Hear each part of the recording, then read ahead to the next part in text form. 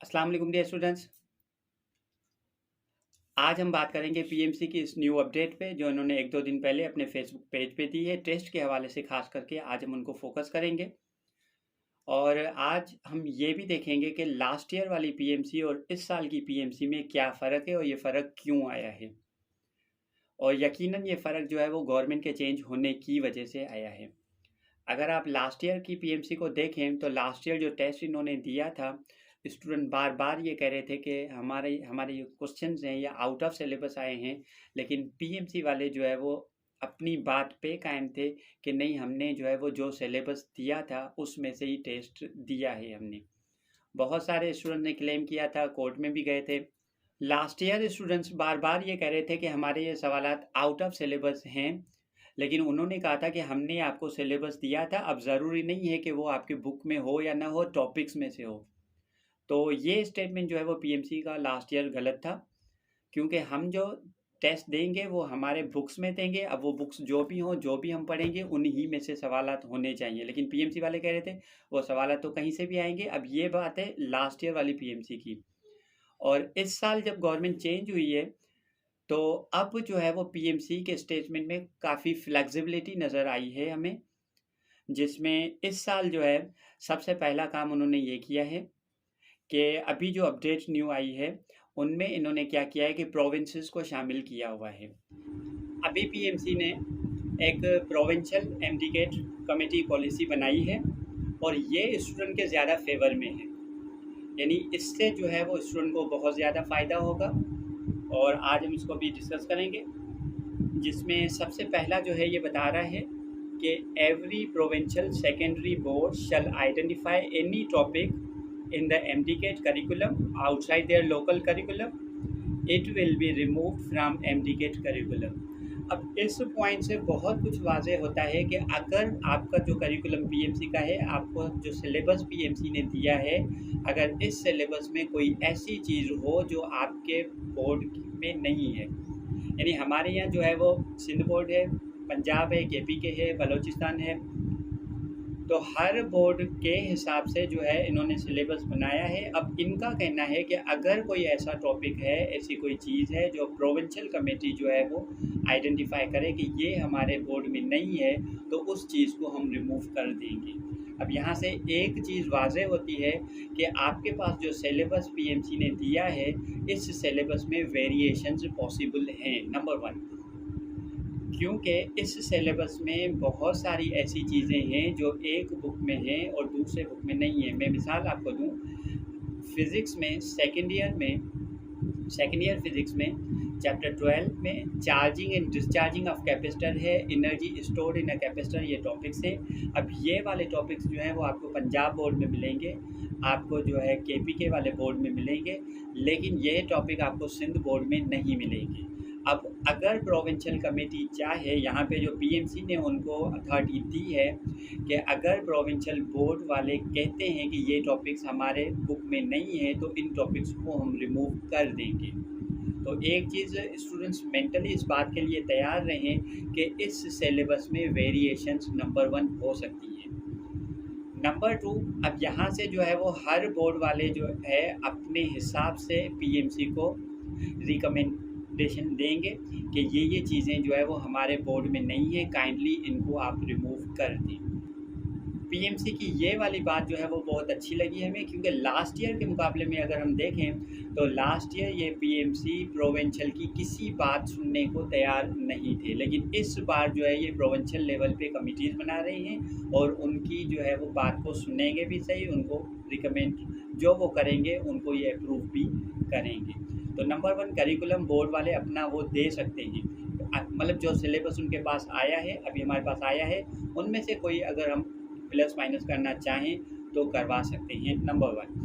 Number 2, PMC जो है वो प्रोविंशियल कमेटी को ये भी मौका दे रही है कि अगर प्रोविंसेस वाले चाहें तो अपने बोर्ड के हिसाब से वो एमसीक्यूज़ दे सकती है पीएमसी को, और पीएमसी उन एमसीक्यूज़ को रिव्यू करने के बाद जो है वो अपने एमसीक्यू बैंक में डाल सकते हैं। इसका मतलब है कि इस बार जो है वो पीएमसी प्रोविंसेस लेवल पे भी एमसीक्यूज़ कलेक्ट करेगी। अगर कोई पंजाब का है तो वो पंजाब वाले से एमसीक्यूज़ लेगी, सिंध बोर्ड वालों से भी एमसीक्यूज ले सकती हैं, अगर वो देना चाहें, उनको रिव्यू करने के बाद वो दे सकती हैं। ये बात भी हमें बहुत अच्छी लगी। उसके बाद जो है पीएमसी, ये पॉइंट्स में पढ़ रहा हूँ, कह रहा है every provincial secondary board can submit proposed questions for the MDCAT question bank for review and inclusion. Review करने के लिए, रिव्यू करने के बाद जो है वो इंक्लूड भी करवा सकते हैं। तीसरा पॉइंट इनका ये इन्होंने दिया है, provincial MDCAT committee to be constituted by each province to supervise the exam being conducted in the province in collaboration with PMC examination department। इसका मतलब अभी आपका जो एग्ज़ाम होगा, आपका टेस्ट होगा, उसमें आपकी प्रोविंशियल गवर्नमेंट भी इन्वॉल्व होगी, वो उनको एग्जामिन करेगी अलॉन्ग विथ पीएमसी। यानी इस बार खाली पीएमसी नहीं होगी। लास्ट ईयर के मुकाबले में आप देखें तो पीएमसी आल इन आल थी, लेकिन इस बार आपका जो प्रोविंशियल गवर्नमेंट होगी वो भी इन्वॉल्व होगी। अब वो जैसे चाहें, उनके सेटअप में कोई अरेंजमेंट में ऐसी कोई बात होगी तो वो उनके साथ जो है वो होंगी, ये भी अच्छा है। उसके बाद जो है वो कह रहे हैं कि अगर एग्ज़ाम में, चौथा पॉइंट इनका है, provincial MDCAT committee shall receive all students complaints on MDCAT and have them addressed. अगर कोई स्टूडेंट्स को कंप्लेंट है, कोई आउट ऑफ सिलेबस के हवाले से, कोई एग्ज़ाम के हवाले से, कोई पेपर के हवाले से, किसी भी हवाले से कोई है, तो वो डायरेक्ट कॉन्टेक्ट करेंगे प्रोविंशियल लेवल पे, उनकी कमेटी होगी, उनसे बात करेंगे और वो उनके थ्रू जो है वो पीएमसी से कॉन्टेक्ट करेंगे। तो यहाँ पे स्टूडेंट को बहुत ज़्यादा फ़ायदा हो रहा है। इस साल जो है वो होपफुली कोई भी सवाल जो है वो आउट ऑफ सिलेबस नहीं आएगा, नंबर 1, क्योंकि इस साल प्रोविंशियल गवर्नमेंट्स जो है वो एक्टिव होंगी और पीएमसी ने उनको जो है वो इन चीज़ों में इंक्लूड किया हुआ है और होपफुली प्रोविंशियल गवर्नमेंट्स जो हैं वो इनको अच्छी तरीके से देखेंगी इन सारों को, और इसमें से अगर कोई चीज़ जो है वो आउट ऑफ सिलेबस है तो फिर उनको ये हाईलाइट करेगी। लास्ट ईयर तो कोई इनका जो है वो एक रेफरेंस बुक ही नहीं था। उन्होंने कहा था हमने तो टॉपिक्स दिए हैं, अब वो टॉपिक्स तो कहीं से भी हो सकते हैं। अब वो टॉपिक्स जो है वो एमएससी लेवल के सवालात भी थे, बीएससी लेवल के थे, या फिर जो है वो किसी भी कंट्री से। लास्ट ईयर इंडियन जो है वो काफ़ी सारे इंडियन क्वेश्चंस थे, इंडियन जो इंस्टीट्यूट से वहाँ के क्वेश्चंस जो है इन्होंने सिलेबस में दिए थे। लेकिन इस बार जो है वो सवालात आएंगे वो आपके बुक्स में से ही आएंगे, नंबर 1। अब इस ऐसी कंडीशंस में स्टूडेंट ने क्या करना है?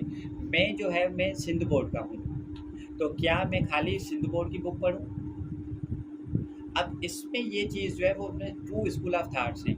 जैसे हम प्रोविंशियल गवर्नमेंट को जो है वो सारा सेटअप दे रहे हैं कि नहीं भाई मुझे सिंध बोर्ड ही पढ़ना है, इसके अलावा कोई चीज़ आई तो सिंध बोर्ड वाले जो है वो मेरा साथ देंगे। तो इसमें स्टूडेंट को क्या करना है? अब यहाँ पे मैं आपको बताऊं कि अगर हमारे सिलेबस में, मैं आपको एक मिसाल दूं, हमारे यहाँ सिलेबस में है स्पीड ऑफ साउंड। अब स्पीड ऑफ साउंड जो है वो हमें सारे बुक्स में मिलेगी, केपीके में भी है, सिंध में भी है और पंजाब में भी है। तो अब स्पीड ऑफ साउंड जो है, जो टॉपिक है, जो जैसे समझाया जाता है, जैसे चीज़ें हैं वो वैसी सारों में लिखी हुई है। तो मुझे एज ए स्टूडेंट इस स्पीड ऑफ साउंड को सारे बुक्स में से पढ़ना है, नंबर 1। अब कुछ बुक्स में वो टॉपिक उन्होंने दूसरे एग्जाम्पल से समझाया है, यहाँ पे जो है वो दूसरे एग्जाम्पल से समझाया है, लेकिन टॉपिक स्पीड ऑफ साउंड ही समझाया है। तो स्टूडेंट को चाहिए कि वो सारे बुक्स में से वो टॉपिक पढ़ें। अब किस मिसाल, यहाँ पे हमारे यहाँ पंजाब बोर्ड में लिखा हुआ है कि speed of sound depend upon the following factors. तो यहाँ पे इन्होंने जो है वो 3 फैक्टर्स बताए हैं यहाँ पे, लेकिन यही जो है वो आप केपीके की बुक पढ़ेंगे तो यहाँ पे speed of sound depend upon 5 factors हैं। अब 3 फैक्टर, इसमें 2 फैक्टर्स और भी हैं जो पंजाब ने नहीं लिखे हैं, सिंध में ने भी उन फैक्टर्स को नहीं डिस्कस किया है। तो मुझे एज ए स्टूडेंट उन 5 फैक्टर्स को स्टडी करना चाहिए, क्योंकि 2-2 लाइन से कोई ख़ास फ़र्क नहीं पड़ता है कि ये 2 लाइन्स मेरे सिलेबस में नहीं थी और केपीके में थी, लिहाजा ये आउट ऑफ सिलेबस आ गया। तो इसको हम जो है वो आउट ऑफ सिलेबस नहीं कहेंगे। आउट ऑफ सिलेबस हम उनको कहें, मैं आपको एक मिसाल दूँ कि हमारे यहाँ सिलेबस में एक टॉपिक है coulomb law, second year physics में। अब कूलम लॉ सारे बुक्स में है तो मुझे तो कूलम लॉ पढ़ना है हर किसी बुक में से। अब कूलम लॉ जैसे ही ख़त्म होता है तो केपीके के बुक में जो है वो कूलम लॉ के बाद चार्जेस की एप्लीकेशन हैं, कूलम लॉ तो सब में है, इलेक्ट्रिक फील्ड इंटेंसिटी तो सब में है, लेकिन हमारे यहाँ जो है वो एप्लीकेशन ऑफ इलेक्ट्रोस्टैटिक्स नहीं है। अब जो है वो हमारे यहाँ केपीके की बुक में एप्लीकेशन ऑफ इलेक्ट्रोस्टैटिक्स में इन्होंने इंजेक्ट प्रिंटर समझाया है, इन्होंने फोटोकॉपियर समझाया। अब ये अलग से टॉपिक्स हैं, फोटोकॉपियर है, इंजेक्ट प्रिंटर है या लेज़र प्रिंटर है। अब ये वाली चीज़ें जो है वो हमारे यहाँ सिंध बोर्ड में नहीं है। तो इस साल अगर इनमें से कोई सवाल आता है तो सिंध बोर्ड वाले जो है वो इनको क्लेम कर सकते हैं कि ये चीज़ें जो है वो हमारे सिलेबस में नहीं थी, और हम एज ए स्टूडेंट इनको क्लेम कर सकते हैं कि ये आउट ऑफ सिलेबस है, जबकि केपीके के बुक में है। तो इस साल अभी जो है, जैसे इन्होंने अपने बताया है कि करिकुलम कोई ऐसा होगा जिसमें ये सारी चीज़ें होंगी, अगर कोई आउट ऑफ सिलेबस है तो वो क्लेम कर सकते हैं। तो मुझे एज ए स्टूडेंट जो है उस टॉपिक को पढ़ना है, फिर उस टॉपिक में अगर दूसरे टॉपिक्स आ रहे हैं जो मेरे बुक में नहीं है तो फिर वो हमें जो है वो स्किप करने चाहिए। हाँ, काफ़ी सारे स्टूडेंट्स हैं जो रिस्क लेने के मूड में नहीं है तो वो उनको पढ़ते हैं, लेकिन इस साल जो है वो पीएमसी इंश्योर कर रही है कि कोई भी ऐसी चीज़ जो है वो आउट ऑफ सिलेबस नहीं आएगी। जो तो ये सारी चीज़ें सुनने के बाद स्टूडेंट ने जो है वो तीनों बुक्स अपने पास रखनी है और फिर टॉपिक्स को हर बुक से देखना है। अगर कोई एक्स्ट्रा चीज़ आ रही है तो फिर उनको वो सेकेंडरी पे ले लें, मतलब फिर उनको प्राइमरी करके उनके इतनी अहमियत ना दें, उनको सेकेंडरी करके रख लें। अगर पढ़ना चाह रहे हैं तो पढ़ लें, वरना इन पीएमसी की इन बातों से हमें यूँ लग रहा है कि फिर वो चीज़ आपको स्किप करनी चाहिए। पर अगर आप रिस्क लेने के मूड में नहीं हैं तो उनको भी आप कवर करते जाएं। लास्ट ईयर के मुकाबले में इस साल टेस्ट जो है वो बहुत सिंपल आएगा। ये आपके पास अच्छा मौका है कि आप अच्छे से अच्छी तैयारी करके इस साल आप जो है वो मेडिकल में आपकी सिलेक्शन हो जाए। पर अगर आपने जो है वो इनको ज़्यादा सीरियस लिया, ज़्यादा सीरियस मतलब इस चीज़ को ज़्यादा टेंशन लिया आपने, तो फिर जो है वो आपका टेस्ट ख़राब हो सकता है। उम्मीद यही है, अल्लाह से दुआ भी यही है कि इस साल आपका टेस्ट जो है वो अच्छे से अच्छा हो जाए।